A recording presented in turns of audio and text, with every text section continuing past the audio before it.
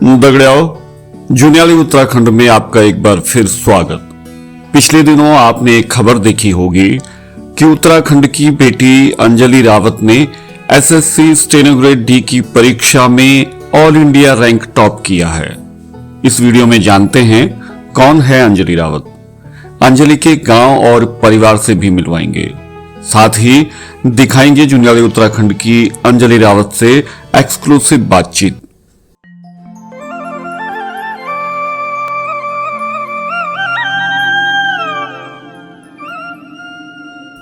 दगड़ियाओ, युवाओं में सरकारी नौकरी का चार्म हमेशा रहा है, हो भी क्यों नहीं।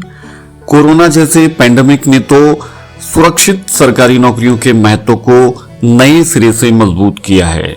यह अलग बात है कि पिछले दशक भर से इंजीनियरिंग का क्रेज खूब बढ़ रहा है, क्योंकि भारतीय आईटी प्रोफेशनल्स की दुनिया भर में मांग है। उत्तराखंड जैसा पहाड़ी राज्य भी टेक्नोलॉजी वाली पढ़ाई की दौड़ में पीछे नहीं है। उत्तराखंड में 60 से अधिक सरकारी और मान्यता प्राप्त प्राइवेट बीटेक कॉलेज हैं। इनमें से आधे तो सूबे की राजधानी देहरादून में स्थित हैं। अधिकतर अभिभावक अपने बच्चों को इंजीनियरिंग करवाना चाहते हैं, लेकिन सरकारी सीट्स बहुत कम हैं और प्राइवेट कॉलेज की फीस बहुत अधिक है। उत्तराखंड में बीटेक पर विस्तार से फिर कभी। फिलहाल हम लौट कर आते हैं अपने विषय यानी सरकारी नौकरी पर। सरकारी नौकरियां कम जरूर हुई हैं, मगर चमक धमक वाली वैश्विक प्राइवेट जॉब्स की वजह से सरकारी नौकरियों में सफलता की संभावना अधिक बढ़ गई है। इसीलिए हम जुनियाली उत्तराखंड की आज की एक्सक्लूसिव स्टोरी में अंजलि की सफलता की कहानी अंजलि की जुबानी सुना रहे हैं। सूबे के मुख्यमंत्री पुष्कर सिंह धामी ने अंजलि को एसएससी स्टेनो ग्रेड डी की परीक्षा में ऑल इंडिया रैंक टॉप करने पर बधाई दी। हजारों युवाओं को सेना में भर्ती करने वाले कर्नल अजय कोठियाल ने भी अंजलि को फोन कर शुभकामना दी थी।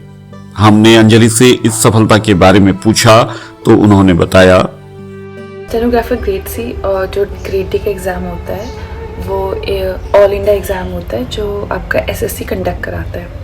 तो जब आप 12 पास कर लेते हैं तो आप इस एग्ज़ाम के लिए एलिजिबल हो जाते हैं। तो इस एग्ज़ाम में, स्टेनो के एग्ज़ाम में, आप रिस्पेक्टिव मिनिस्ट्रीज और डिपार्टमेंट्स में पीए एंड पीएस की तरह रिक्रूट किए जाते हैं। तो इसमें जो पहला एग्ज़ाम होता है वो 200 मार्क्स का होता है, जिसमें 100 की इंग्लिश आती है, 50 की जीके जीएस और 50 की रीजनिंग आती है। जब आप वो एग्ज़ाम क्लियर करते हैं तो नेक्स्ट होता है आपका स्किल टेस्ट। वो फाइनल होता है आपका स्किल टेस्ट। आपका क्वालिफाइंग होता है, आपकी जो मेरिट होती है उसके हिसाब से आपको रिस्पेक्टिव मिनिस्ट्रीज और डिपार्टमेंट्स में अलॉट किया जाता है। तो द मोर यू स्कोर उस 200 मार्क्स में से, the better ministries and departments you get. तो जो आपका ग्रेड सी का एग्ज़ाम होता है वो 100 वर्ड्स पर मिनट की स्पीड पे होता है और ग्रेड डी का एग्ज़ाम आपका 80 वर्ड्स पर मिनट की स्पीड पे होता है। जब हमने अंजलि से परीक्षा की तैयारियों को लेकर बात की तो उन्होंने पढ़ाई की शेड्यूलिंग और कोचिंग पर जोर दिया।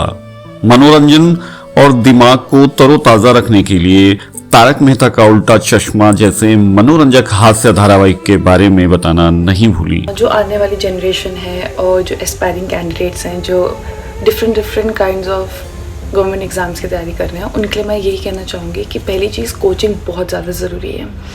जब मैंने ये स्टेनो का एग्ज़ाम दिया था उस वक्त कोरोना हो गया था, तो मुझे सिर्फ 3 महीने की कोचिंग मिल पाई थी। उसके बाद मैंने घर से पढ़ा। ऑनलाइन आपको बहुत ज़्यादा कंटेंट मिलता है, बहुत सारी साइट्स हैं, जैसे एग्जाम्पुर है, वाईफाई स्टडी है, आपका विपिन गोयल है, वो काफ़ी अच्छा पढ़ाते हैं ऑनलाइन, आप उनसे पढ़ सकते हैं।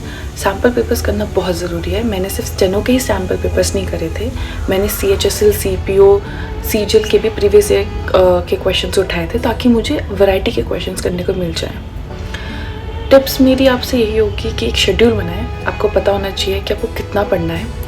मैंने हमेशा क्वालिटी ओवर क्वांटिटी ही चूज़ किया है। मैं ये नहीं कि पूरे दिन पढ़ती थी, मैंने एक अपने लिए शेड्यूल बनाया था कि मुझे सुबह उठकर इतना पढ़ना है। टिप्स मैं आपको सिर्फ 2-3 ये कहूँगी जो मैंने खुद फॉलो करी है। वो ये है कि पहला है, अपने माइंड को हमेशा फ्रेश रखना है, अपने आपको स्ट्रेस बिल्कुल नहीं देना है। जब आपको ऐसा लगे आपको कोई टॉपिक नहीं हो रहा, छोड़ दो, दूसरी चीज़ पे फोकस करो, क्योंकि वो सिर्फ आपका टाइम कंज्यूम कर रहा है। ये चीज़ आपको अपने एग्ज़ाम में भी देखनी है। अगर कोई क्वेश्चन आपको नहीं आ रहा है एग्ज़ाम में, उसको 5 मिनट से ज़्यादा मत दो, दूसरे क्वेश्चन पे मूव कर जाओ। जब आपके पास अगर टाइम बचे तब जाकर उस क्वेश्चन पर आओ। दूसरी चीज़ मैं आपको ये कहूँगी कि एक शेड्यूल बनाओ, सुबह उठो, अपना आराम से पढ़ो, थोड़ा सा अपनी टाइम निकालो, वॉक पे जाओ, टीवी देखो। मैं टीवी देखती थी, ये बहुत हंसने की बात होगी, तो मैंने तारक मेहता बहुत ज़्यादा देखा है। इवन मैं अपने बोर्ड्स में बहुत देखा है, क्योंकि मुझे वो बहुत सही लगता है, मुझे वो बहुत रिफ्रेशिंग लगता है। तीसरी चीज़ मैं आपको कहूँगी कि आई थिंक सुबह बेस्ट टाइम होता है पढ़ने का, क्योंकि मैं खुद सुबह उठ कर पढ़ती थी। मैं बहुत ज़्यादा खुश हूँ कि रैंक 1 आई है, और I am very thankful to my teachers, my parents, जो हमेशा से बहुत सपोर्टिव रहे हैं और हमेशा से मुझे अच्छी गाइडेंस दी है लाइफ में।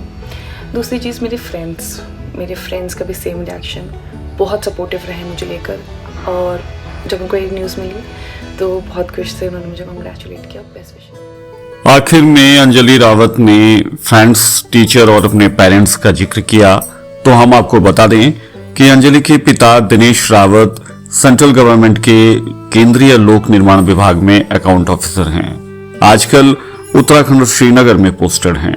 वे कहते हैं, हर स्टेट के बच्चों की अपने भविष्य को लेकर अलग तरह की मानसिकता होती है। साउथ के साइंटिस्ट, यूपी बिहार के आईएएस, आईपीसीएस और सरकारी नौकरी, वे इसके लिए दिल्ली के मुखर्जी नगर के कोचिंग इंस्टीट्यूट में दिन रात पढ़ाई करते हैं। ठीक उसी तरह हमारे पहाड़ के बच्चे फौज में जाना चाहते हैं, जिसके लिए वे इंस्टीट्यूट ज्वाइन न कर सिर्फ एक्सरसाइज और दौड़ लगाते हैं। नतीजन वे फिजिकल में तो पास हो जाते हैं, मगर रिटर्न एग्जाम में फेल हो जाते हैं। दिनेश रावत आगे कहते हैं, पहाड़ के श्रीनगर गढ़वाल का राष्ट्रीय प्रौद्योगिकी संस्थान जैसे किसी भी इंस्टीट्यूट में नाम मात्र के बच्चे ही पहाड़ के हैं। पहाड़ के बच्चे काफी मेहनती होते हैं, मगर उन्हें सही डायरेक्शन नहीं मिल पाता। सरकार को अच्छे स्तर के इंस्टीट्यूट प्रोवाइड करने का लक्ष्य निर्धारित करना चाहिए। अंजलि के ताऊ पद्मेंद्र रावत दिल्ली पुलिस में एसीपी कार्यरत हैं। पद्मेंद्र रावत एक अच्छे कलाकार भी हैं। इन्होंने कई उत्तराखंडी फिल्मों के अलावा कुछ हिंदी फिल्मों में भी काम किया है।